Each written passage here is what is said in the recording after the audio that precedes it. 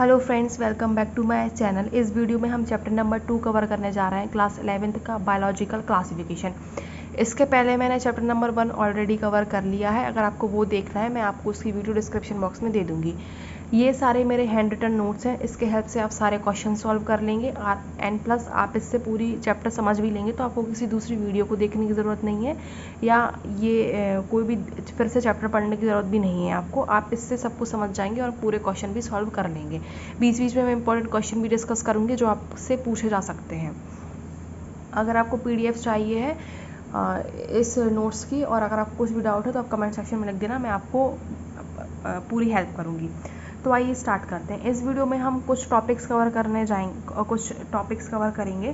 जैसे system of classification देखेंगे इस चैप्टर में हम, किंगडम मोनेरा, किंगडम प्रोटेस्टा। जैसे आपने पहले 9th क्लास में पढ़ा होगा 5 kingdom of classification, Monera, Protista, fungi, Plantae और एनिमिलिया, 5 किंगडम ऑफ क्लासिफिकेशन है। तो जो मोनेरा, प्रोटेस्टा, फंगी, प्लांटी और एनिमिलिया है, इसको फर्दर भी क्लासीफाई किया गया है।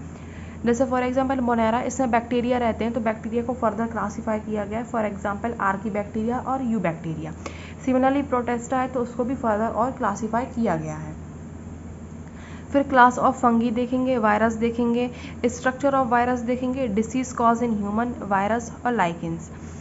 तो पहले हम देखते हैं सिस्टम ऑफ क्लासिफिकेशन। इसमें हम क्या देखते हैं कि अरिस्टोटल थे, उन्होंने प्लांट्स को डिवाइड किया था हर्ब्स, श्रब्स एंड ट्रीज में, और एनिमल्स को डिवाइड किया था जिनके पास रेड ब्लड, जिनका रेड ब्लड है या जिनका रेड ब्लड नहीं है, उनमें दो चीज़ों में डिवाइड कर दिया था। फिर 2 किंगडम ऑफ क्लासिफिकेशन किसने दी थी? कार्लियस लिनियस ने दी थी, किंगडम प्लांटी और किंगडम एनिमिलिया। इन्होंने दो चीज़ों में क्लासीफाई कर दिया था। फिर आर.एच. व्हिटेकर आए, उन्होंने बहुत इजी फॉर्म में और बहुत ही ज़्यादा अच्छे फॉर्म में इन्होंने डिवाइड कर दिया 5 किंगडम ऑफ क्लासिफिकेशन में ऑर्गेनिज्म के लिए, जो कि मोनेरा, प्रोटेस्टा, फंगी, प्लांटी और एनिमिलिया है। The main criteria for classification of organism into these 5 kingdom was cell structure, thallus, mode of nutrition, reproduction and phylogenetic relationship. मतलब क्या है कि इन पांचों किंगडम में क्लासीफाई किया, तो इनका क्राइटेरिया क्या था डिफरेंट ऑर्गेनिज्म को क्लासीफाई करने का? Mode of nutrition, for example कौन सा ऑटोट्रॉपिक है, कौन सा हीटोट्रॉपिक है, सेप्रोपैटिक है, पैरासाइटिक इन नेचर है, उसके अकॉर्डिंग डिवाइड किया। According to thallus structure, cell structure, इनके अकॉर्डिंग डिवाइड किया गया था। अब मैं एक बार आपको टेबल के थ्रू एक्सप्लेन कर देती हूँ। ये क्लास 9th का था, वैसे आपने अगर पढ़ा हो अच्छे से, तो अगर नहीं पढ़ा मैं फिर से आपको बेसिक क्लियर कर देती हूँ। तो 5 किंगडम ऑफ क्लासिफिकेशन है जैसे। अब आपको मैं एक बहुत ईजी सी चीज़ बता देती हूँ जो आपको इस टेबल को याद करने में अच्छे हेल्प करेगी, जो ये है कि जैसे ही आप मोनेरा से एनिमिलिया के पास जैसे जैसे बढ़ते जाएंगे, कॉम्प्लेक्सिटी इंक्रीज होती जाती है। ऐसा क्यों होता है? क्योंकि एवोल्यूशंस होते रहते हैं, इसलिए कॉम्प्लेक्सिटी इंक्रीज होती रहती है। फॉर एग्जांपल जैसे हम भी थे ह्यूमंस, तो हम जैसे कंपेयर करें पहले अपने आप को, जैसे हम भी इवॉल्व हुए हैं धीरे धीरे करके, तो हमारी भी कॉम्प्लेक्सिटी धीरे धीरे करके इंक्रीज हुई है। तो सिमिलरली जैसे आप आगे बढ़ेंगे, कॉम्प्लेक्सिटी इंक्रीज होती रहती है। तो पहले देखते हैं मोनेरा जो है अकॉर्डिंग टू सेल टाइप में, सेल क्या होता है? ये प्रोकैरियोटिक रहता है, बाकी चारों यूकैरियोटिक हैं। सेल वॉल, सेल वॉल किस चीज़ से बनी होती है? अगर सेल वॉल है तो किस चीज़ से बनी होगी? जैसे आपको पता होगा एनिमल और प्लांट में अगर हम डिस्टिंग्विश करते हैं कि कौन सा एनिमल, प्लांट और एनिमल में एक बेसिक फीचर भी बताते हैं जैसे हम, तो कुछ लोग बोलते हैं कि एनिमल्स में सेल वॉल प्रेजेंट नहीं रहती, वेयरएज प्लांट में सेल वॉल प्रेजेंट रहती है। तो आपको पता ही होगा कि एनिमल में सेल वॉल प्रेजेंट नहीं होती और प्लांट में सेल वॉल प्रेजेंट होती है, जो कि सेलुलोज से बनी होती है।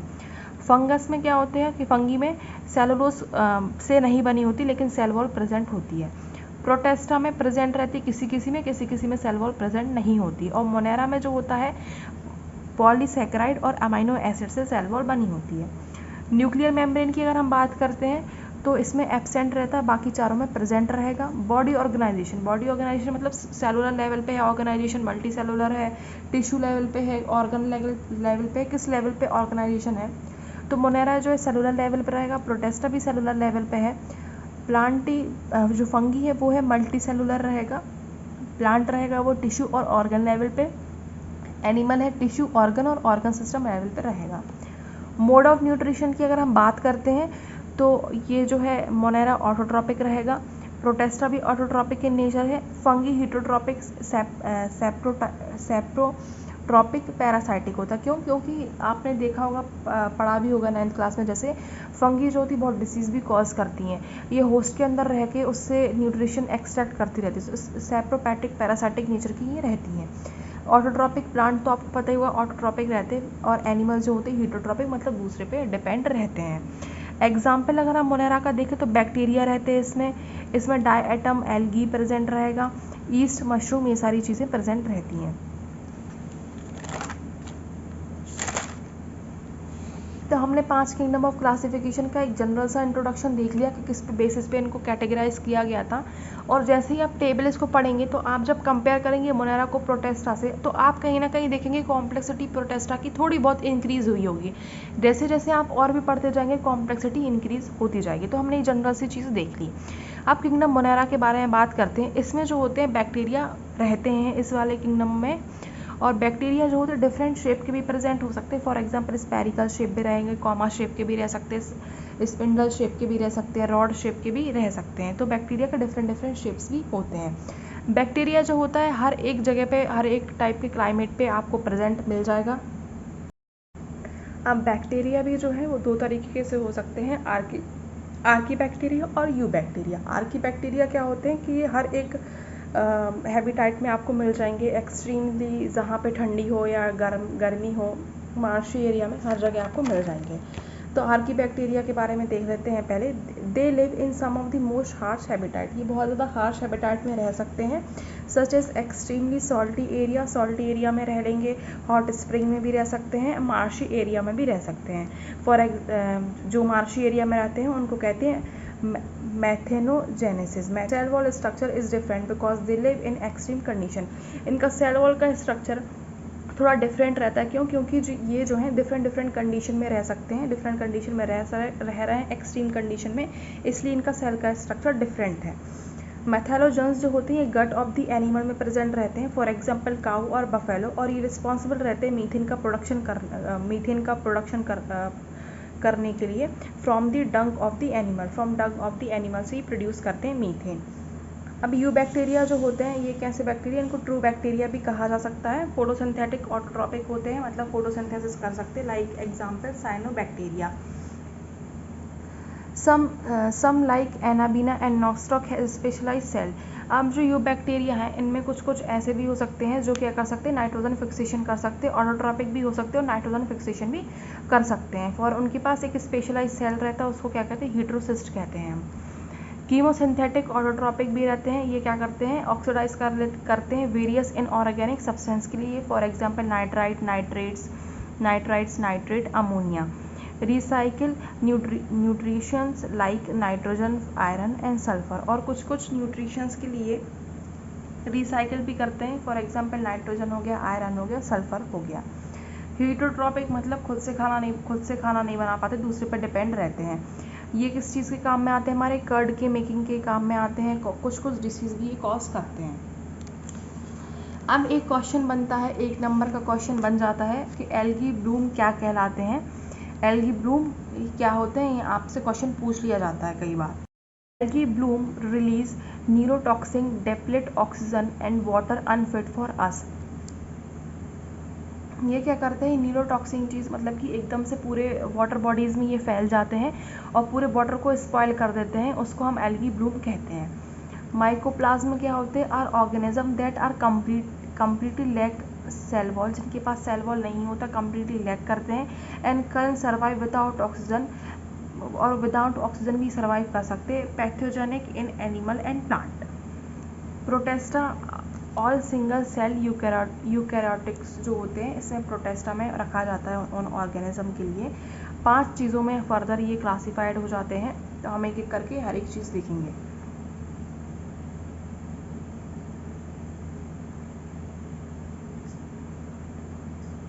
कायरोफाइट्स क्या कहलाते हैं, ये डायएटम्स, गोल्डन एल्गी, ये सारी चीज़ें इसमें प्रेजेंट रहती हैं। Cell wall have silica which make it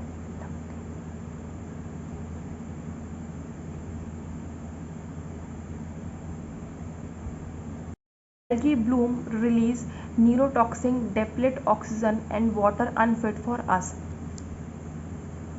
ये क्या करते हैं, नीरोटॉक्सिन चीज़ मतलब कि एकदम से पूरे वाटर बॉडीज़ में ये फैल जाते हैं और पूरे वाटर को स्पॉइल कर देते हैं, उसको हम एल्गी ब्लूम कहते हैं।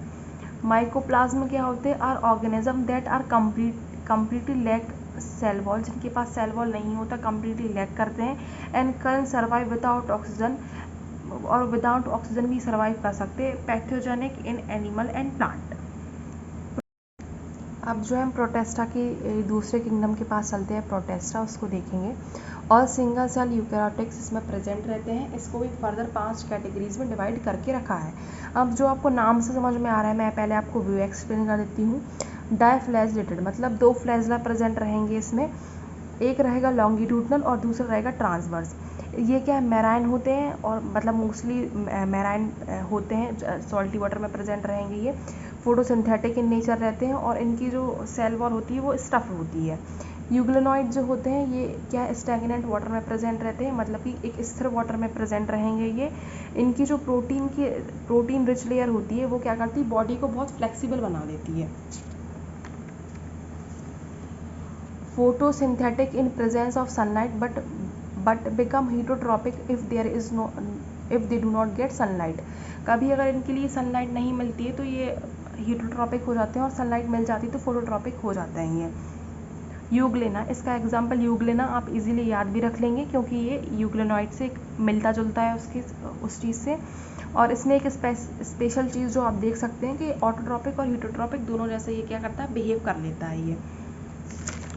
अब हम देख लेते हैं क्लोरोसोफाइट के, देख लेते हैं क्या होता है। डाई एटम, इसमें बहुत पूछा जाता है, 1 नंबर का क्वेश्चन पूछ लिया जाता है कि डाई एटम होता क्या है। डाई एटम मतलब होता है कि जो इनकी सेल वॉल होती है ना, इसकी एक सेल वॉल जो है ऐसा जो होते हैं एक दूसरे में फिट हो जाती है, तो ये क्या कर रही है, एक सोप बॉक्स बना ले रही है।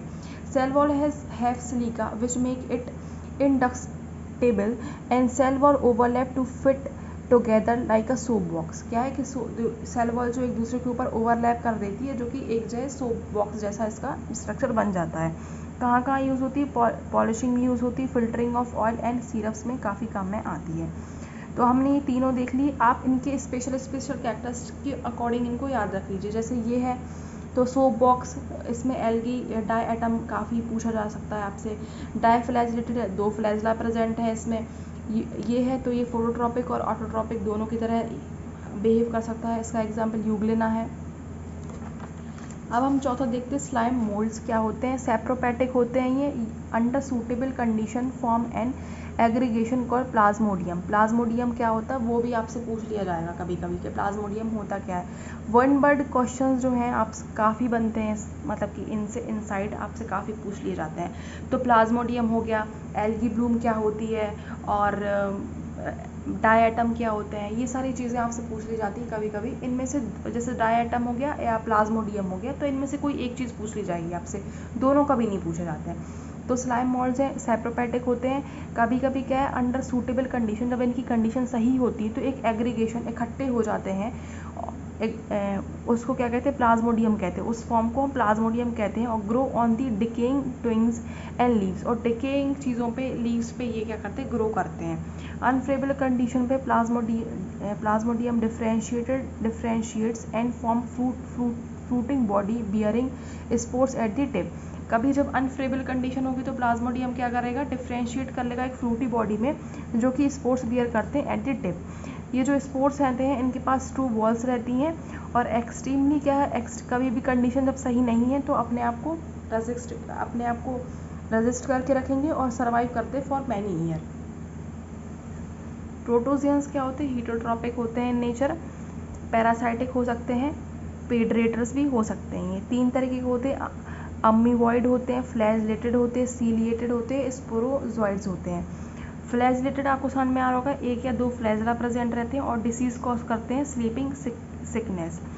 सीलिएटेड मतलब सीलिया प्रेजेंट रहेगा। आप फ्लैजला और सीलिया में आपको डिफ्रेंशिएशन बता देती हूँ। फॉर एग्जांपल ये एक ऑर्गेनिज्म है तो 1 फ्लैजला प्रेजेंट रहेगा या तो 2 फ्लैजला प्रेजेंट रहेंगे। वेयरएज अगर कोई भी और दूसरा है ऑर्गेनिज्म तो उसके वे छोटे छोटे ऐसे प्रेजेंट रहेंगे, मल्टीपल्स प्रेजेंट रहेंगे, उसको हम सीलिया बोलते हैं। सीलिएटेड रह सकते हैं प्रोटोजोन्स।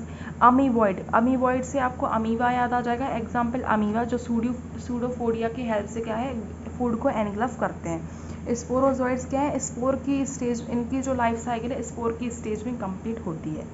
मैंने बहुत ही आसान तरीके में आपको सब समझा दिया है और हर एक चीज़ के स्पेशल कैरेक्टरिस्टिक्स बताए मैंने आपको।